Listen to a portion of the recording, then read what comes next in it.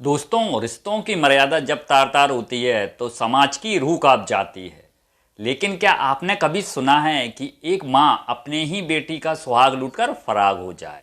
और कहानी यहीं खत्म नहीं होती है दोस्तों। जिस दामाद के लिए उसने दुनिया छोड़ी, उसे भी एक ऐसे मोड़ पर लाकर खड़ा कर दिया जहां सिर्फ सिर्फ पछतावा बसता है। क्या यह प्रेम था या कोई गहरी साजिश? तो नमस्कार दोस्तों, मैं हूं आपका दोस्त स्वतंत्र और आप देख और सुन रहे हैं आपका पसंदीदा यूट्यूब चैनल आपकी जिज्ञासा। दोस्तों, तारीख थी 11 फरवरी 2026। उत्तर प्रदेश के अलीगढ़ जिले में एक थाना लगता है, दादो थाना। वहां पुलिस वाले रोज की तरह अपनी फाइलें इधर उधर देख रहे थे, मतलब वो अपना काम कर रहे थे। तभी अचानक एक 21 से 22 साल का नौजवान बदहवास हालत में अंदर दाखिल होता है। जो लड़का आया था उसका नाम राहुल कुमार था और राहुल के चेहरे पर डर, बेचैनी और एक अजीब सी बेबसी भी महसूस हो रही थी उसकी शक्ल देखकर। और वो अपनी कापली आवाज में बोलता है, साहब मेरी लिविंग पार्टनर गायब हो गई है। वह 6 फरवरी से लापता है और मुझे शंका है कि वो अपने जीजा के साथ भाग गई है। और जब पुलिस वालों ने गौर से उस लड़के का चेहरा देखा तो उनके माथे पर बल पड़ गए और उनको लगा कि यह चेहरा कहीं देखा हुआ लग रहा है। अब समझ में नहीं आ रहा था कि यह चेहरा है कहां देखा हुआ। काफी जोर डालने के बाद उनमें से एक सिपाही चिल्लाया, अरे तुम तो वही हो, राहुल हो ना, जो पिछले साल अपनी होने वाली सास को लेकर फरार हो गए थे। राहुल ने नीची नजरों के साथ सिर हिलाया और कहा, जी हां साहब, मैं वही बदनसीब राहुल हूं। सब पुलिस वाले अब सन्न रह गए। जो महिला 10 महीने पहले अपने दामाद के साथ घर की इज्जत और जेवर लेकर भागी थी, आज वही महिला अपने दामाद को ठगकर अपने बहनोई के साथ फरार हो गई, मतलब कि जीजा के साथ। यह महज एक क्राइम स्टोरी नहीं थी, बल्कि रिश्तों के पतन की वो पराकाष्ठा थी जिसे सुनकर पत्थर दिल इंसान भी सोच में पड़ जाए दोस्तों।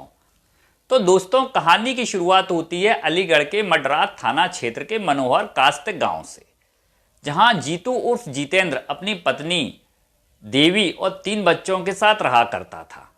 तीनों की जिंदगी आराम से सुकून भरी पूर्वक बीत रही थी। जीतू की उम्र 40 साल थी, जो बेंगलुरु में फेरी लगाकर कपड़े बेचता था, मतलब फेरी लगाकर अपना जीवन यापन कर रहा था ताकि अपनी 17 साल की बेटी शिवानी और 2 छोटे बच्चों का भविष्य संवार सके। घर की खुशियां थीं, सब कुछ था, कोई दिक्कत नहीं थी, पर एक अच्छे से दामाद की जरूरत थी, क्योंकि उनकी जो बड़ी बेटी थी शिवानी, वो शादी लायक हो चुकी थी। और तलाश इन्होंने शुरू हुई और खत्म हुई राहुल कुमार पर जाकर। राहुल जो अलीगढ़ के ही नगला मछरिया गांव का रहने वाला था। दिखने में वो सीधा, व्यवहार कुशल लगता था। अक्टूबर 2025 में रिश्ता तय हो जाता है। किसे पता था कि जिसे वो दामाद बनकर घर ला रहे हैं वही घर की नींव मिला देगा आगे चलकर। 1 मार्च 2025 को जीतू के पास खबर आती है कि राहुल बीमार है। देवी ने अपने पति जीतू से कहा, होने वाला पति मतलब दामाद अपना बीमार है, मैं उसको जाकर देख आती हूँ। जीतू ने भी हामी भर दी कि जाओ देख आओ जाकर, कोई बात नहीं, क्योंकि वो अपने होने वाली उसकी जो बेटी थी उसका वो था पति, मतलब उसका दामाद था। और वो अपने दामाद को, मतलब जो देवी थी, वो अपने दामाद को देखने चली जाती है और देवी अपने दामाद के पास चली जाती है। जब शाम होती है तो राहुल बोलता है कि आप आज रात यहीं रुक जाइए।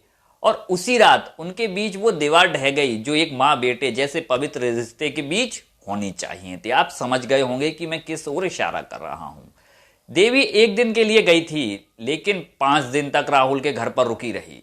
गांव वाले और परिवार को लगा कि होने वाली सास अपने दामाद की सेवा कर रही है, लेकिन असल में वहां एक अवैध प्रेम कहानी पनप रही थी दोस्तों। इधर जीतू के घर में शादी की तैयारियां जोर पकड़ चुकी थीं। कार्ड छप चुके थे, बारात की तारीख 16 अप्रैल तय हो चुकी थी। हलवाई, टेंट, रिश्तेदार, सब कुछ तैयार था दोस्तों। लेकिन इस शोर शराबे के बीच देवी और राहुल के बीच फोन की घंटियां थमने का नाम नहीं ले रही थी। जीतू जब भी फोन करता पत्नी का नंबर बिजी मिलता। वह दिन में 15-15 घंटे अपने होने वाले दामाद से बातें किया करती थी और कोई शक भी नहीं करता था, और बनता ही नहीं था शक करने को कि भाई सास और दामाद है, कोई ने दिमाग नहीं लगाया इतना। इधर शादी में सिर्फ अब 10 दिन बचे थे। देवी ने एक दिन प्लान बनाया और अपने पति जीतू को रिश्तेदारों को कार्ड बांटने के लिए दूर भेज देती है और अपनी बेटी शिवानी से कहा कि मैं बाजार जा रही हूं बेटा, घबराना नहीं, मैं कुछ समय बाद लौट आऊं। धीरे धीरे सुबह से शाम हुई, फिर रात हुई, लेकिन देवी नहीं लौटी। और जब देवी के पति ने देवी को फोन किया तो उसका फोन बंद जा रहा था। उसने सोचा चलो दामाद से फोन कर कर पूछ लेता हूं कि वो शायद उसके पास ना गई हो कहीं देखने उसकी हालत को। और जैसे ही राहुल को फोन किया, मतलब उसके ससुर ने उसको फोन किया, तो उसने जो कहा जीतू के पैरों तले जमीन खिसक गई। मतलब उसने, राहुल ने जो कुछ बोला तो जीतू के पैरों तले जमीन खिसक गई कि पट्टा ये बोल क्या रहा है। राहुल ने ठसक से कहा, जीतू सासू माँ मेरे साथ है, तुम उन पर बहुत टॉर्चर करते हो, अब वो मेरे साथ रहेंगे। ये सुनकर जीतू के पैरों तले जमीन खिसक गई कि ये बोल क्या गया जी। अब ये खबर आग की तरह फैल गई कि एक माँ अपनी जवान बेटी का होने वाला पति लेकर फरार हो चुकी है। अब जीतू ने पुलिस में शिकायत की, जिसमें उसने बताया कि उसकी पत्नी 3.5 लाख रुपए और लाखों के जेवर लेकर भाग चुकी है।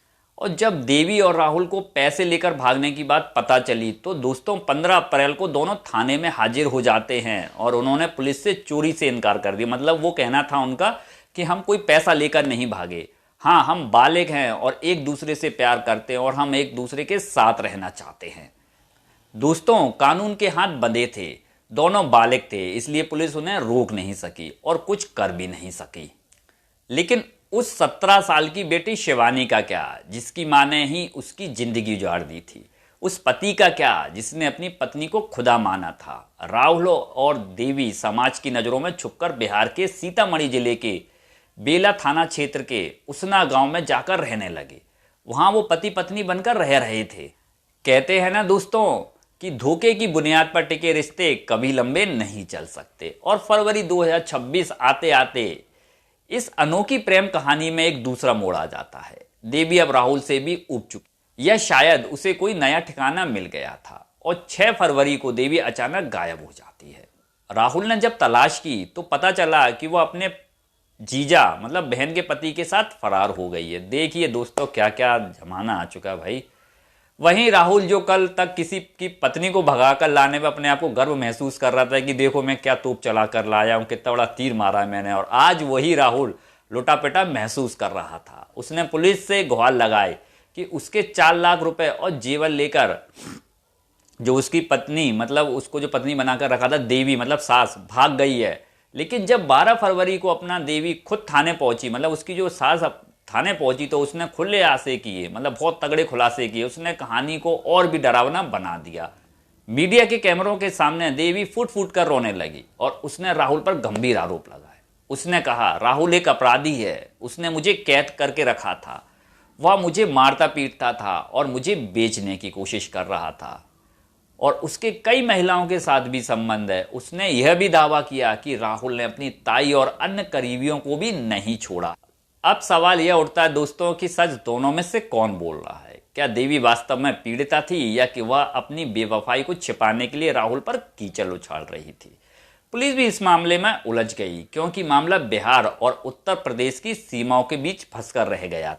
इस पूरी कहानी में सबसे बड़ा शिकार वो मासूम बच्चे और वो बेटी शिवानी हुई। दोस्तों जीतू ने तो अपनी जिंदगी को संभालने के लिए दूसरी शादी कर ली थी, लेकिन शिवानी आज भी उस सदमे में है।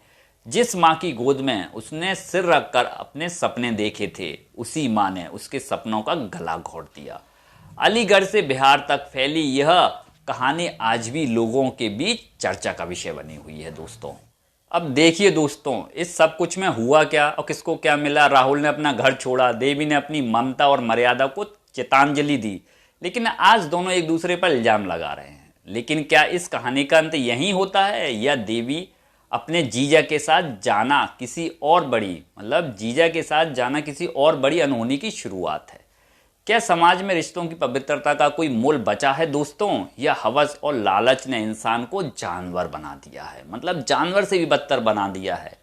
यह कहानी सुनाने का मेरा उद्देश्य दोस्तों आपको डराना बिल्कुल भी नहीं है, बल्कि सचेत करना है कि अपने आसपास में, अपने रिश्तेदारी में, सब जगह अपने आंख नाक कान सब खोल कर रखिए। दोस्तों मैं अपनी राय पर्सनल दूं तो दोनों लोग राहुल और देवी अपना हित देख रहे थे, मतलब उन्होंने केवल अपना देखा, उन्होंने अपने परिवार वालों के बारे में कुछ भी नहीं सोचा। और लास्ट में दोनों को मिला क्या? दोनों को बदनामी और भागती हुई जिंदगी मिली, जो कि अब इनको पछतावा हो रहा होगा दोनों की, क्या कर बैठे हमले, लेकिन अब क्या कह सकते हैं, उनकी पर्सनल लाइफ थी। आपकी क्या राय है दोस्तों इस सास दामाद और अब साली जीजा की उलझी हुई कहानी पर? क्या राहुल को उसके किए की सजा मिली? कमेंट में अपनी राय जरूर दीजिएगा और ऐसी ही दिल दहलाने वाली सच्ची घटनाओं के लिए जुड़े रहिए आपकी जिज्ञासा के साथ। धन्यवाद।